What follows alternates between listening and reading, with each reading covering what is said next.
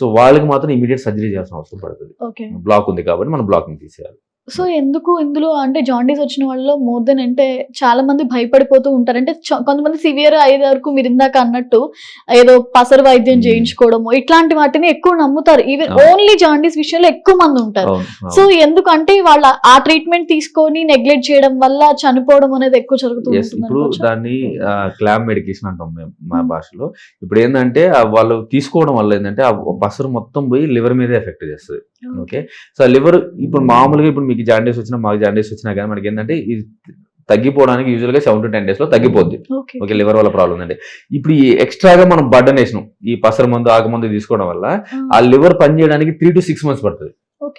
అనవసరంగా మనం దాన్ని ఇంకా ఎక్కువ డ్యామేజ్ చేస్తున్నట్లు. సో అన్నెసెసరీగా మనం ఐసీయూలో ఉంచాలి. దానికోసం లివర్ రక్తం గడ్డగడ్డే శాతం అది తగ్గిపోద్ది అన్నట్లు.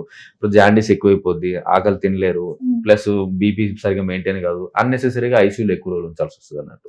సో